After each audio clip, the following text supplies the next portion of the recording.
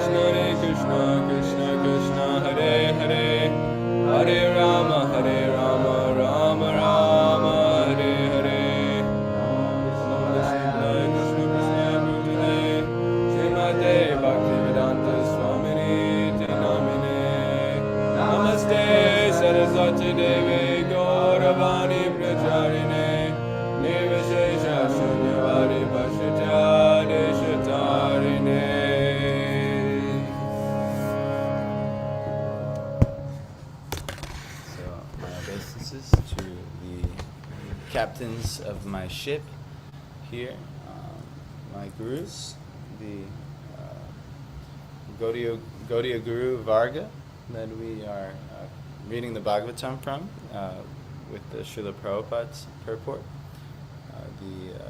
our Shiksha and Diksha Gurus who have brought us into this lineage and transferred us up to the Lord through the lineage of gurus, taking knowledge which that has passed down and sharing that mercifully with us. And by their mercy we would have nothing. So today's subject matter is actually having to do with the need for a Karnadara, or a captain of the ship. How does he a captain? Through the Karna, through the ear. This is actually necessary. You want a proper Karnadara. Which means, though, a proper disciple actually has to learn how to hear. And actually you can be here, right? But the nature of the senses is that the senses can really only focus on one thing at once. So let's just say, I don't know, nowadays we all have a cell phone everywhere. Say someone is speaking, but then the mind is on the cell phone. You're not actually hearing. The eyes are here, and then the thoughts and so many things are on this thing. Let's just say there's no cell phone even available, but then the daydreaming is there. The mind is so restless. You're actually not even hearing. And then actually, you can't actually get any benefit that way. So it's very important actually that you, when it comes to Shravanam, what actually Shravanam is, it's not just like sitting around somebody or a sadhu who has, giving truth. You actually have to be receptive. If you're not receptive, like for instance, there's so many people who met and heard Srila Prabhupada. Who actually heard Srila Prabhupada? Only a few actually. Only much less than were actually surrounded by Srila Prabhupada, which is why you saw over time, the strong those who really heard Srila Prabhupada, they carried on, but those who did not hear Srila Prabhupada, they got distracted and went away. So this is very important to find Karnadara, but it's also very important that you are, in order to get proper shiksha or instruction, you need to be a proper shishya or a disciple. So if you can't, for whatever reason, it's usually due to some offensive mentality, actually, that if we can't sit and hear, or if we can't sit and approach it, then we don't have enough faith. We don't have enough realization, actually. That's really what it comes down to.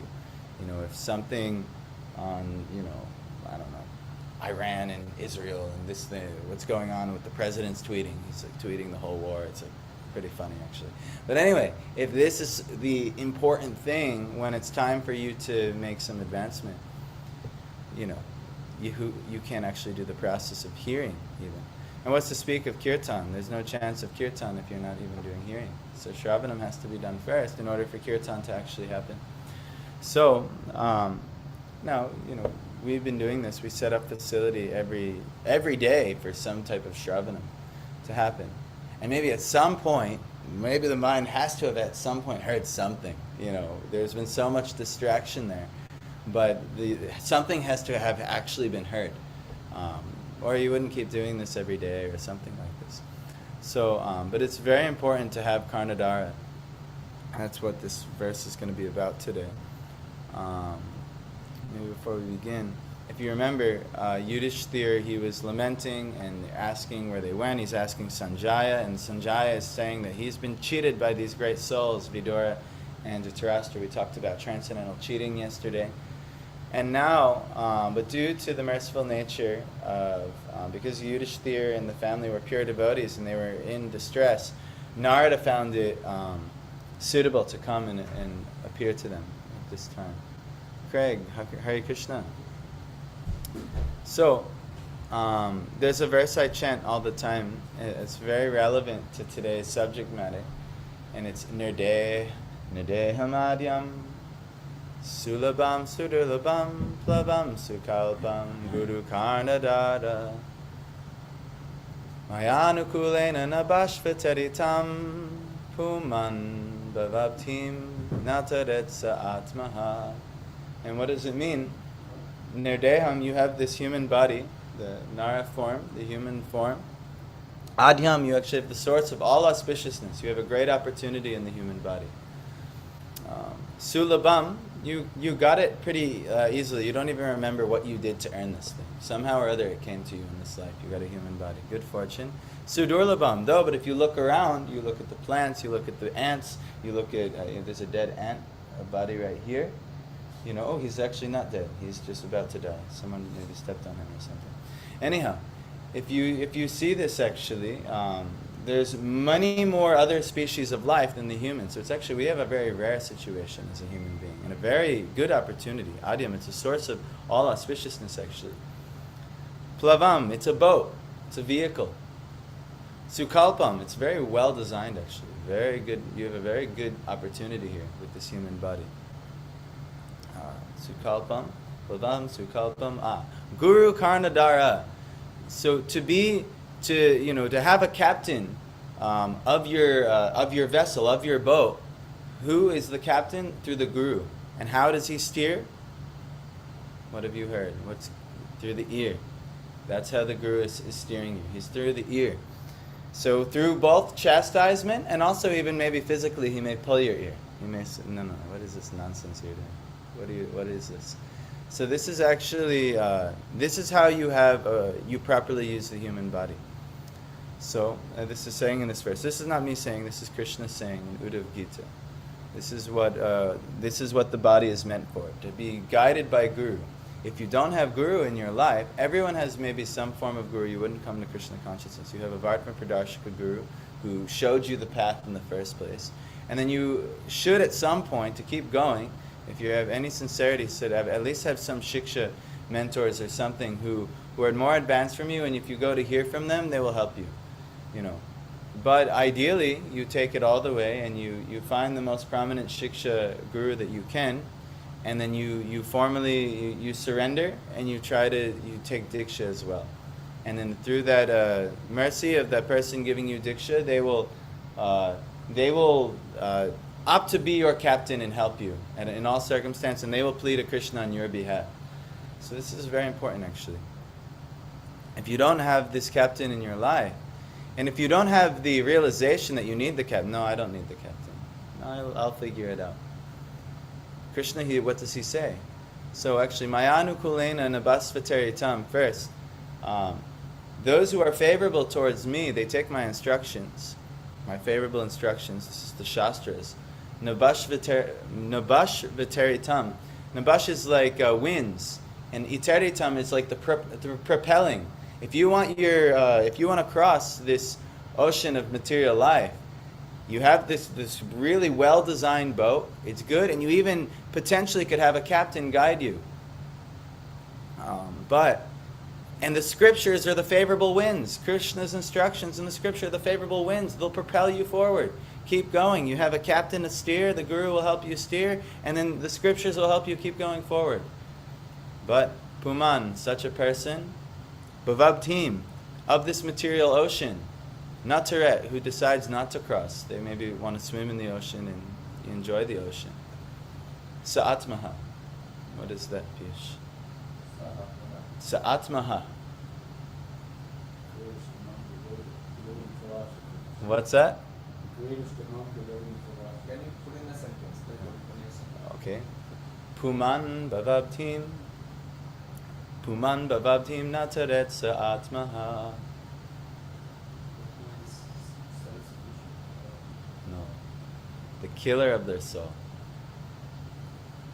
So the killer of the soul, the killer of the Atma. At least that's the translation I've seen. A person who does not cross and tries to enjoy the material world and doesn't take this very good opportunity to get Karnadara, the captain of the ship, they will kill their own soul effectively. They never let the soul blossom. I know, but I agree with what you saw the Sat Oh, Sattamaha. That's no. I'm quoting a different verse. So if you want to see, yes, here if you want to see this verse, we can see Nirdeham Adyam.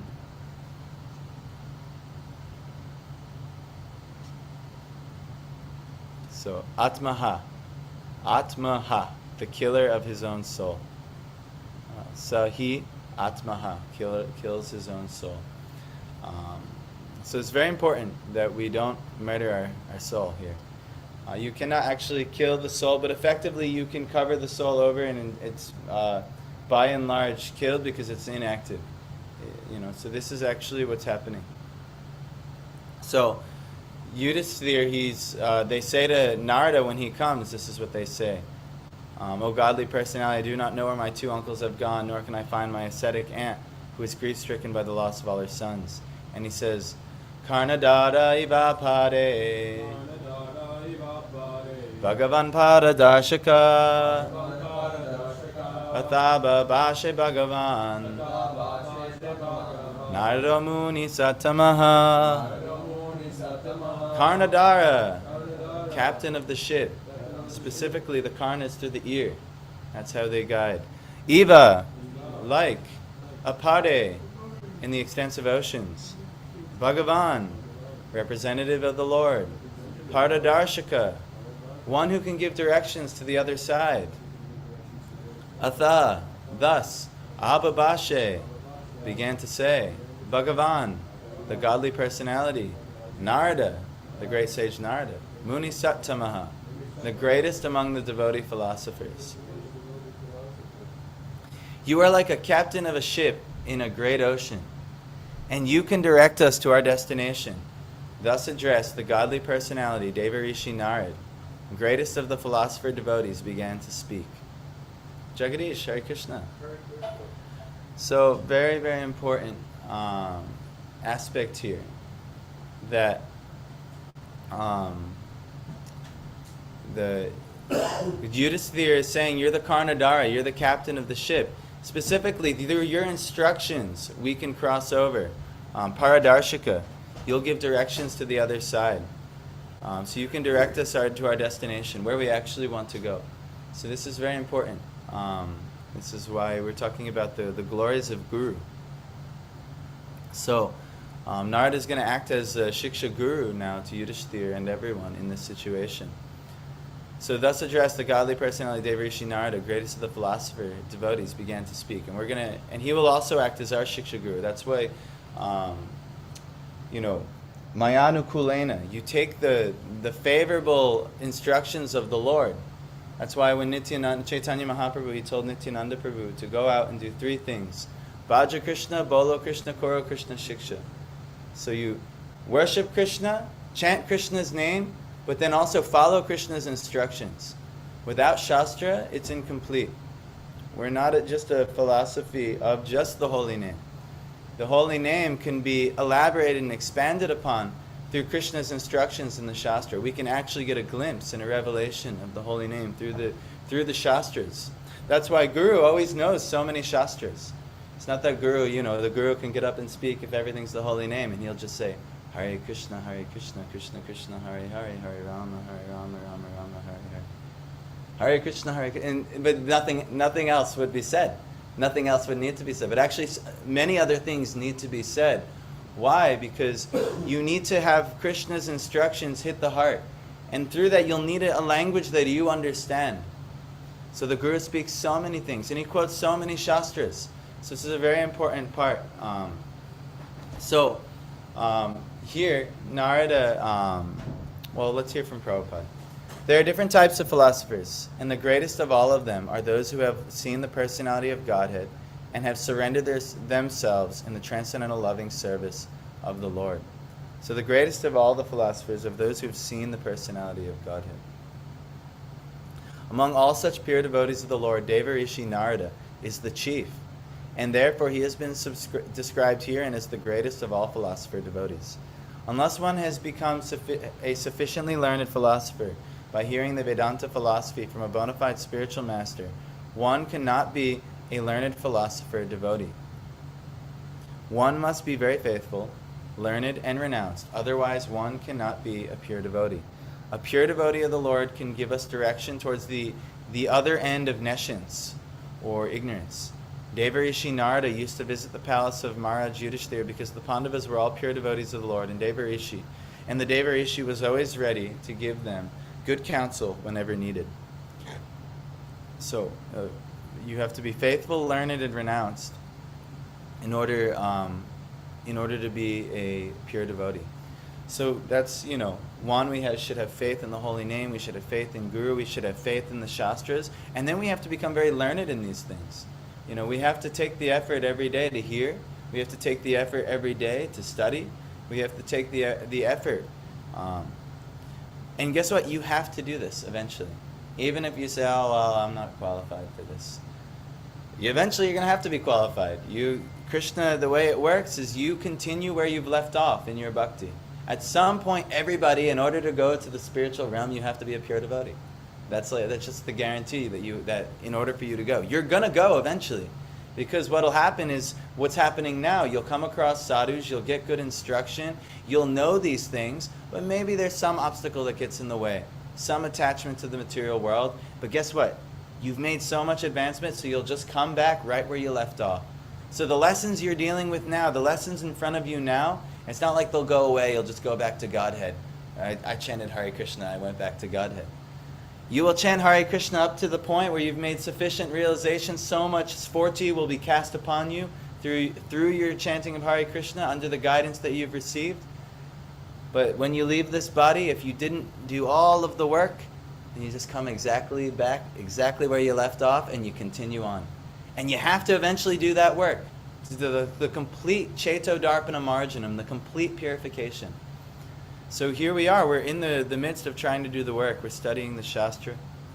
And now we're going to see Narada, even Yudhishthira, and the Pandavas.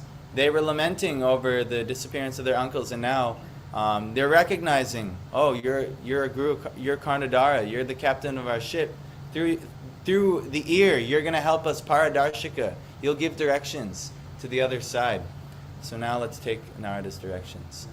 Naradu vacha ma kanchana shucho rajan yadishwara vashang jagat lokasa palayasyeme vahanti balimishitu sasang yunakti bhutani sa eva viyunakti cha. Naradu vacha, Narad said, ma, never, kanchana, by all means, shucha, do you lament, rajan, O king, yet, because Ishvara Vasham, under the control of the Supreme Lord, Jagat, world, Loka, all living beings, Sapala, including their leaders, Yasya, whose, Ime, all these, Vahanti, do bear, Balim, means of worship, Ishitu, for being protected, Saha, he, Sangyunakti, gets together, Bhutani, all living beings, Saha, he, Eva, also, Viyunakti, disperses, Cha, and. Sri Narad said, O pious king, do not lament for anyone, for everyone is under the control of the Supreme Lord. Therefore, all living beings and their leaders carry on worship to be well protected. It is he only who brings them together and disperses them. Purport. This is very nice. Every living being, either in this material world or in the spiritual world, is under the control of the Supreme Lord, the personality of Godhead. Beginning from Brahmaji, the leader of this universe, down to the insignificant ant, all are abiding by the order of the Supreme Lord. Thus, the constitutional position of the living being is subordination under the control of the Lord. The foolish living being, especially man, artificially rebels against the law of the Supreme, and thus becomes chastised as an asura, or a lawbreaker. A living being, what is the chastising agent? How does the Lord chastise all of us for our breakings of the laws? Karma, yes. Karma is the great chastiser. A living being is placed in a particular position by the order of the Supreme Lord, and he is again shifted from that place by the order of the Supreme Lord or his authorized agents. Brahma, Shiva, Indra, Chandra, Maharaj Yudhishthir, or in modern history, Napoleon, Akbar, Alexander, Gandhi, Subhash, and Nehru, all are servants of the Lord, and they are placed in and removed them, and they are placed in and removed from their respective positions by the supreme will of the Lord. None of them is independent, even though such men or leaders rebel so as not to recognize the supremacy of the Lord. They are put under still more rigorous laws of the material world by different miseries. So though such men or leaders rebel so as not to recognize the supremacy of the Lord, they are put under still more rigorous laws of the material world by different miseries. So if you rebel, that's your result. You'll get more rigorous laws come against you, and then more and more miseries will come. But if you learn the laws of the Lord and his instructions and you follow them, it can go very nicely. And even if it seems difficult from the outside, due to your complete surrender, the Lord will protect you at every stage of life. It's actually a pretty nice system, but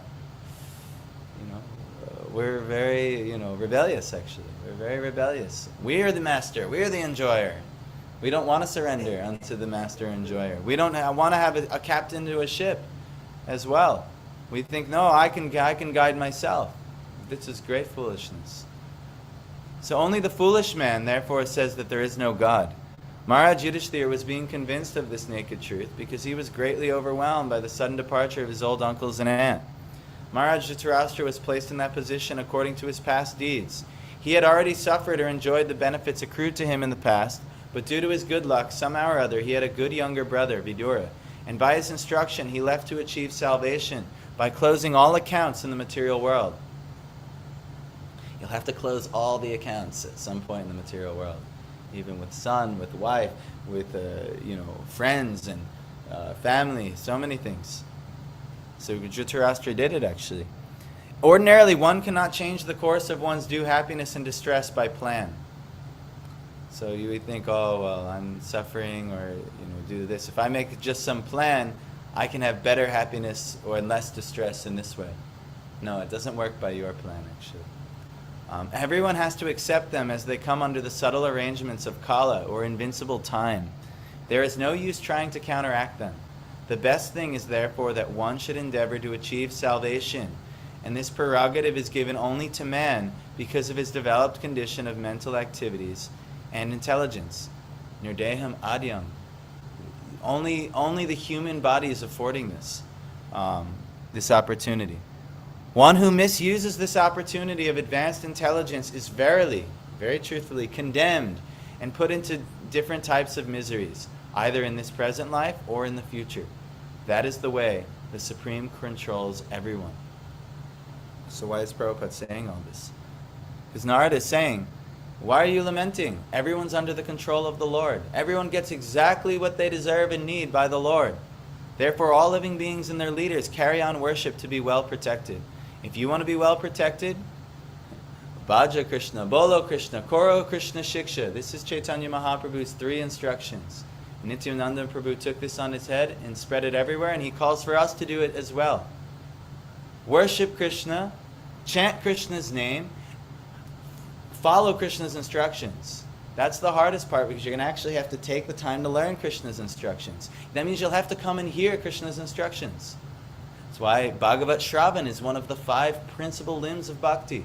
You have to hear of the Bhagavat. The person Bhagavat, that's why, Guru is so important, but also the scripture Bhagavat, from which Guru is reciting. The Guru is not just speaking from his own intelligent realizations. The Guru he has been gifted the Bhagavat knowledge from his Guru, and he's only sharing. He's just the messenger, transmitting the message. And then you're called. So that's our only plan we can have, is if we want to serve. That's the only plan you can make. You make any other plan, you will not get any better happiness or distress. It's just by time, it will fluctuate. Just like night and day come, heat and cold come, summer and winter come. What is that? The crest of the wave and the trough of the wave will come. That's, just like also what's the heartbeat? Up and down. And the waves, up and down. Everything's going like that. That's the dualistic nature. The only plan is to serve Krishna, to turn towards Krishna. That's why we chant the holy name. That's why we worship Krishna in different ways. That's why we learn Krishna's instructions. Very, very important. This is how you can be well protected. So it's He only who brings them together and disperses them. When the Lord brings us together, wonderful. But if He disperses us, we can, oh my God, my son, my wife, The Lord chooses. Not a blade of grass moves without His sanction. And the way it moves, that's it. We have to accept, however it moves. So. You ever have an expression like, it's all good? It's all good, yes. It's all good. It's all good. No problem. So, Yatha gavo nasi protas. Next verse. Tantyang badhascha damabhi. Vaktantyang namabir badha. Vahanti balimishitu. Yatha, as much as. Gava, cow. Nasi, by the nose. Prota, strung. Tantyam, by the thread. Badha, bound by. Cha, also. Damabhi, by ropes. Vaktantyam, in the network of Vedic hymns. Namabhi, by nomenclatures. Badha, conditioned. Vahanti, carry on. Balim, orders. Ishitu, for being controlled by the Supreme Lord. So as a cow bound through the nose by a long rope, this was the Vedic way that you would control animals. You bound them. You've seen the ring through like the cow's nose or the bull's nose, especially for a bull, which is almost an uncontrollable animal. And I know because I actually had practical experience. I lived on a farm, and one of the things I did is I trained the bull for one of a Srila Prabhupada disciple. This before I came to Syracuse, and we were stick training. So I had to guide him with a stick, but actually because he didn't want to pierce the nose, But actually, if the nose was pierced, I would have been able to control him much better. Because it's a very sensitive part of the body. That's why a lot of mothers, they might take, if a kid is bad. My one friend's mother, she would twist his ear. And even though it's not that much, just like a little twist, but because it's a very sensitive part of the body, he's completely controlled. It's the same way with the bull. The nose is very sensitive, and you twist or you pull on it. Okay, I give up. So also, human beings are bound by different Vedic injunctions and are conditioned to obey the orders of the Supreme. Meaning, you must learn the Vedic injunctions. You must learn the laws of God. You must learn the laws of this world, how it exists. You will be pulled by it regardless. Even, I don't choose not to exist. No problem. I choose to rebel. Oh, don't worry. You'll be pulled. Okay. Like someone twisting your arm. All right. I watch sometimes on this Facebook. I have I don't know, for whatever reason, I'm always interested in fighting. This UFC, things like this guy did this move and that thing. I don't know, maybe past some scars. But anyway, they're always taking, one of the things they do in MMA is submissions. They'll twist your body in such a way, and it might not even be like that much of a great movement, but just the oh my God, the wrist is so, oh my God, arm bar, this thing, a leg lock, they take the vulnerable parts of the body, but we're actually all being choked out by the Lord. Either you follow the laws of God, or you'll be choked out by karma, And we've been getting choked out, submitted over and over again, and then we, when things go wrong in our life, then we turn back to God. Okay. All right, I'm going to go. But then all of a sudden we get intoxicated with material happiness, and then we forget again. And there's, I could do what I want, and this, and then we get, pretty lady over here, let's enjoy, or, whatever it is that's guiding us. And next thing you know, some disease comes, some difficulty comes, and next thing you know, all right, God, me and Jagadish and some of the new people on Sunday, we were all talking about how psychedelic drugs brought so many people to the Lord.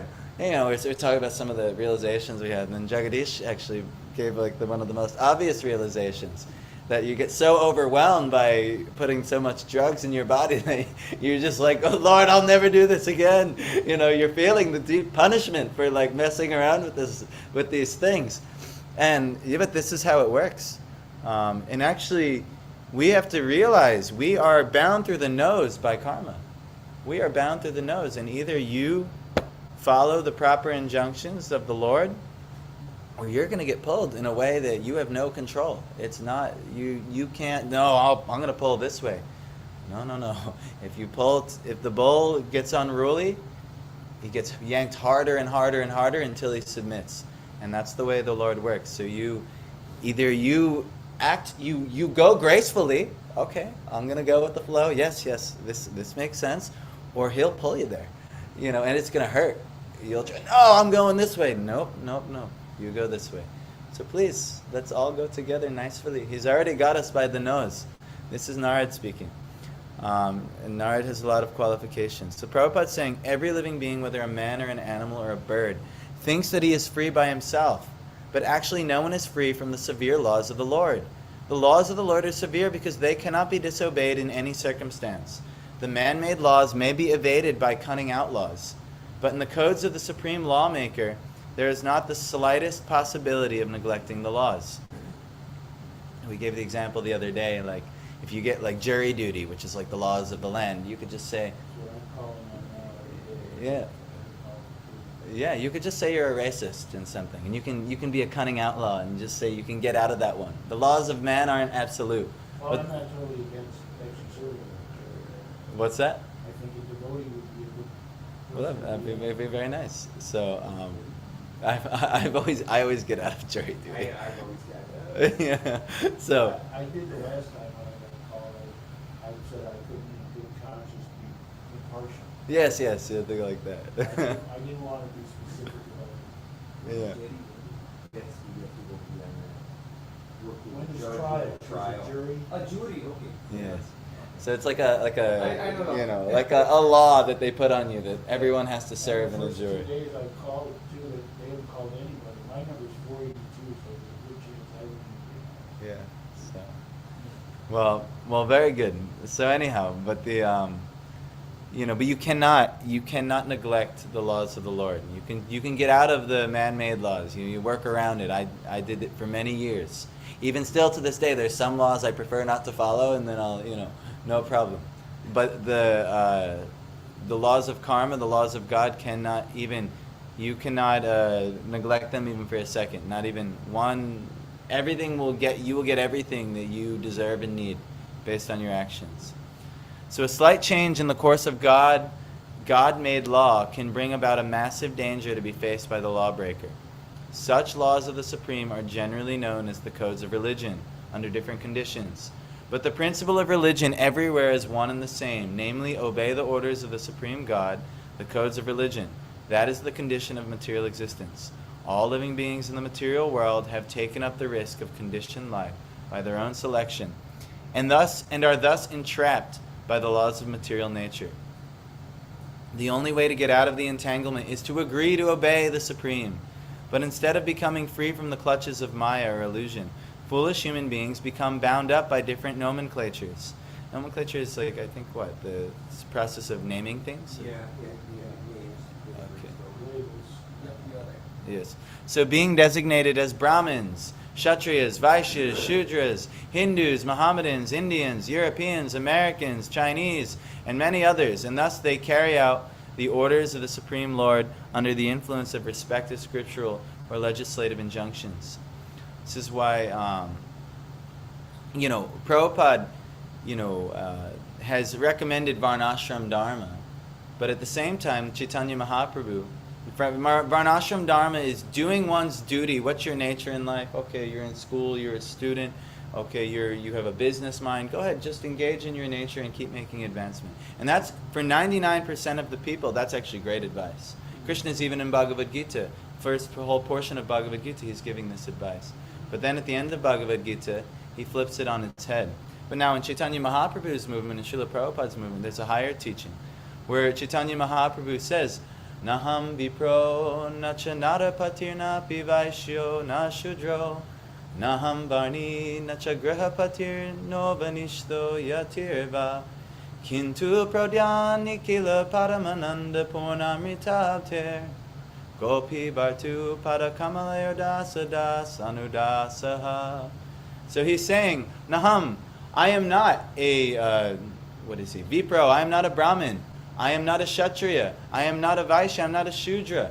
I am not a Brahmachari. I am not a Grahastha. I am not a Vanaprastha. I am not a sannyasi, even though he's in the sannyasa order of life.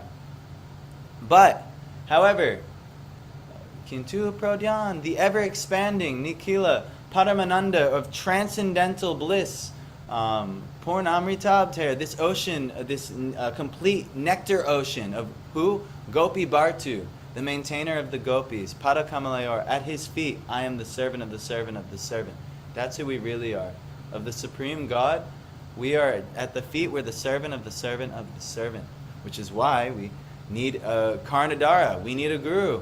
We need to find the servant of the Lord, and then we become that servant. This is what Chaitanya Mahaprabhu, this is the higher instruction actually. But Prabhupada's actually, he's saying this right here. We're not any of these things. Hindus, Mohammedans, Americans, Europeans, this, that, and the other thing. What are we?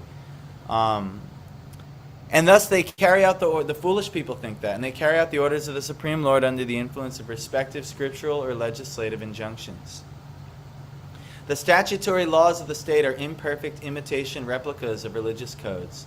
The secular state or the godless state allows the citizens to break the laws of God, but restricts them from disobeying the laws of the state.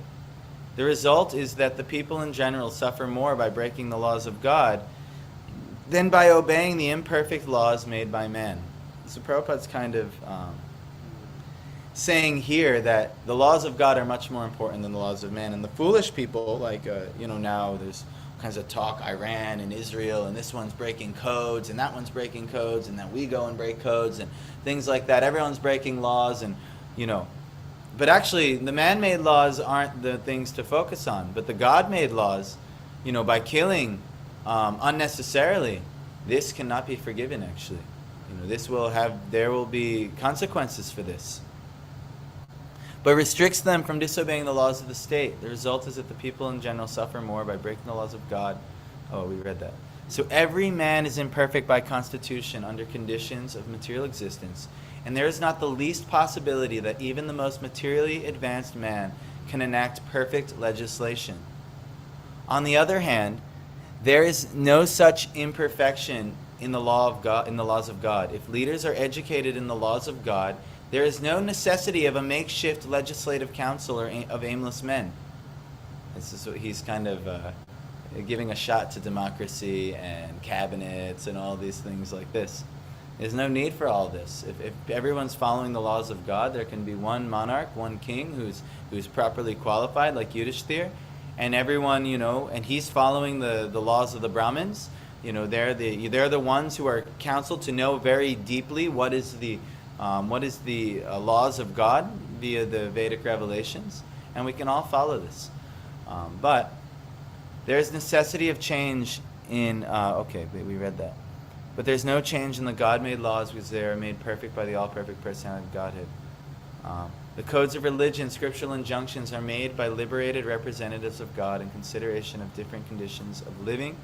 And by carrying out the orders of the Lord, the conditioned living beings gradually become free from the clutches of material existence.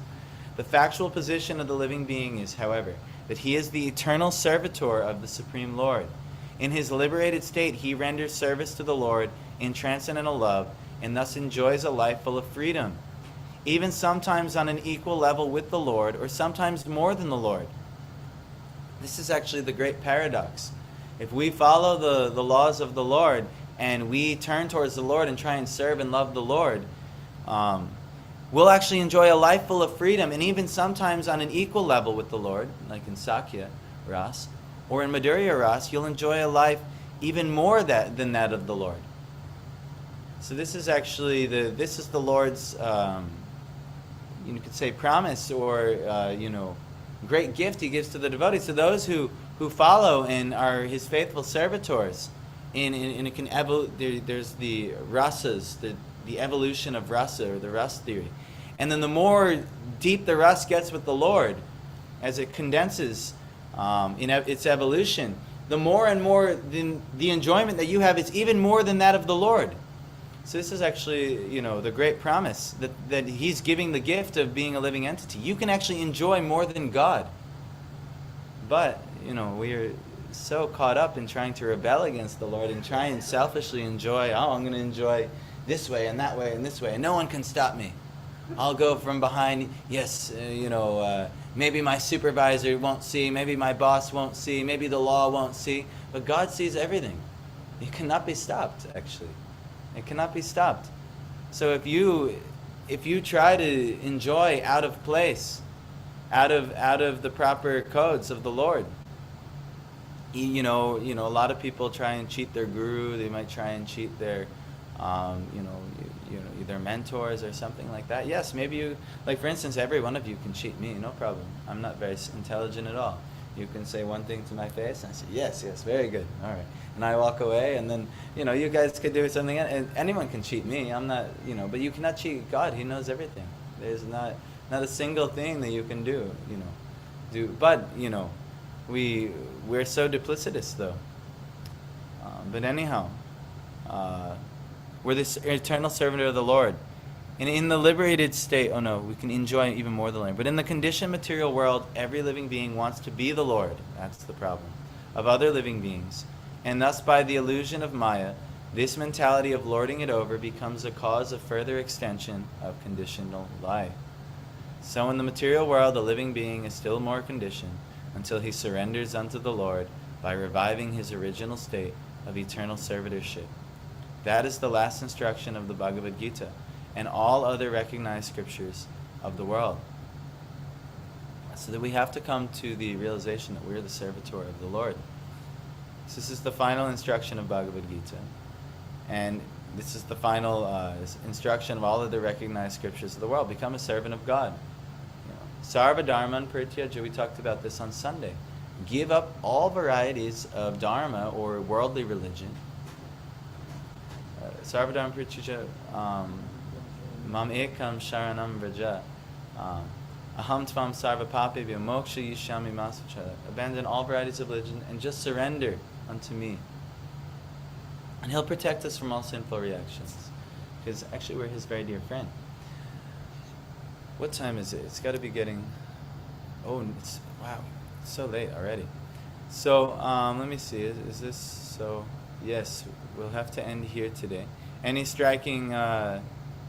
maybe we'll just read the English again. As a cow bound through the nose by a long rope is conditioned, so also human beings are bound. Notice he says human beings. Actually, the animals aren't bound. It's not like a dog is going to suffer karma or things. It's in the dog body. It's already got its karma. It's served out karma. Actually, the human being is what gets karma, because we have the ability to choose.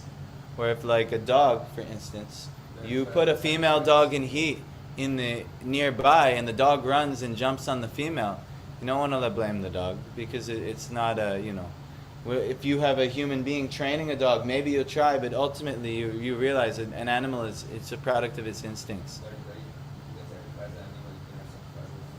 What's that? I can't hear. That's why you can sacrifice an animal, but you cannot sacrifice an animal because animal doesn't have a karma. Yeah. You can sacrifice a human, you That's- get the karma. Yes, that is a very nice point. So in the Vedic, and even in the Jewish and Islamic, they're sacrificing an animal, in the understanding of, But they say they don't have soul. That's different. it's not recommended. It's Vedic injunction for Kali Yuga. No, none of these sacrifices should be happening. That's why even the Lord came as Lord Buddha to, he even at the cost of the whole Vedic teachings, he said, Hindus used to do sacrifice What? for a long time. who did? Hindus, Oh, yeah. Like it was a very recent thing that Yeah. like 200-300 years ago people stopped killing or sacrificing animals. Yeah. In Bengal, Yeah, well, it practically, still happens. yes, that's what kind of Buddhism did. Buddhism was Isn't the... it from Sanatana Dharma? It's Yeah. from Buddhism. Yeah, Buddhism was but actually this was the Lord's great mercy. Yeah. This was the Lord's mercy. Yeah, Krishna came as Buddha to stop this exact thing. But now people don't even do any sacrifice. There's no kosher. Like for instance, the Christians, now they just completely neglect all of the laws of, that's the Old Testament. We got the New Testament now. But Jesus, he said very clearly, I didn't come to change the law. I came to fulfill the law. So you would still respect the law. You would still respect the laws of God from the past. So even things like kosher, there's proper ways to eat meat, there's proper ways to do, but now everyone just neglects anything. And that's why you see, these giant meat slaughterhouse industries, there's a movie called Christspiracy where they get into this. But they're all, they're supported by all the churches and religions, and they claim to be very religious. Yes, but how can you be religious, It's so much unnecessary violence, and not even following the codes of religion. The Christian religion should honor the kosher. There was a way to properly do this thing, but it's such a kind of strenuous process. Then no, that's not very profitable. So just run them through a slaughterhouse, and it's like a factory of death, and it's crazy actually. The science of self-realization, I had a good discussion with a priest. Yes. Discusses that about killing your mother and stuff like that. Yeah, especially the cow. It's Yeah. such a. And Chaitanya Mahaprabhu, when he would debate with the Muslim rulers, and he said personally, for every hair on on that cow's body that is killed, you'll have to suffer thousands of years in hell. For every hair, there's a lot of hairs on the body of a cow. We'll probably say that Yeah. President Johnson, because he was a rancher and killed so many cows. Yeah. He said he'll have to come back as a cow for every hair on every cow that was Yeah. slaughtered. And so it's just. So you're talking hundreds of thousands. Yeah, millions, and it's crazy. But anyway, human beings are bound by different Vedic injunctions, just like a cow is bound by the rope, and we're conditioned to obey the orders of the Supreme. So if we're intelligent, we'll just walk and not need somebody to pull our nose, But we'll just, all right, let me learn the rules. Let me learn the recommendations. Let me read the scriptures. And then you could just live peacefully and nicely. But because ignorance is there, we think, oh, well, I could probably get away with that. It takes a lot of energy to buck the system. Yeah. It's easier to cooperate. Yeah. I mean, and you can buck human systems, but you can't even buck you can't. There is some license for illegal sense gratification in this world. You know, rapists get away with it and things like that, and prisoners get away with their crimes until they don't. Until the Lord, you can get away with it, but you will be chastised later. You don't realize it, but there's no getting away. There's some sanction for pedophilia. There's some sanction for rape. There's sanction for murder. There's sanction for all kind of any type of sin anyone has ever committed in this material world. The Lord He's given sanction. All right, you can do it, because it's a cooperation. That person and that living entity somehow or other deserves that karma due to something they've done previously, but everyone's going to get punished as accordingly. You do that to someone, all right. In the next life, you can be in that position, no problem. And like this. And so, it's very important. We should learn the laws of the Lord. And then we should ultimately learn the Lord's, because eventually He'll tell you, Sarva Dharma, give up all these codes of Dharma and just surrender unto me. But what that means, you have to know the Lord. There's higher codes. And actually, Prabhupada is by and large skipping, the devotees of the Lord by and large skip most of the, karma kanda sections of the Vedas where you do the karma properly. And just worry about Bhagavat Dharma. How do you actually just serve the Lord nicely? And everything else can be arranged, taken care of. And Krishna showed this in Mahabharata, how he asked his devotees to break the codes of Dharma a few times for a higher principle, to serve him, to serve his desires. So anyhow, that will be understood. But Narad's saying, don't worry, you shouldn't be worrying about anybody.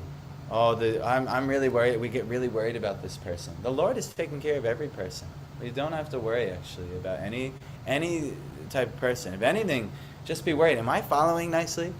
Or am I going to get yanked in a way that I don't really want to be yanked? No one wants to be yanked that way. Nobody likes getting chastised by the Lord. But, we should watch our P's and Q's. That's what they say, right? Watch your P's and Q's. We should really check, okay, am I doing everything good here? Or am I going to have to get something coming to me that I'm not going to like because I'm not being attentive. I'm not being considerate. I'm not at all thinking about, well, what would you want? What do you want from me? So, anyway, Grantharaj Srimad Bhagavatam Ki. We'll start on 43, not tomorrow because we have our Wednesday program tomorrow, but we'll start on 43 Thursday. Hare Krishna. So, I always think that karma, it's being pulled by the nose, so to speak. Yeah. But I always thought of a great verse in that is that we're actually able to repay that debt, so to speak, to Krishna. Sure. For making that fence, and we get freed from that, and we get to, it's like Christ. It's go sin no more. Yes. Well, that's very important. But once you know, then you're like, okay, it is great mercy. Everything is the Lord's mercy. That's actually another deeper teaching. But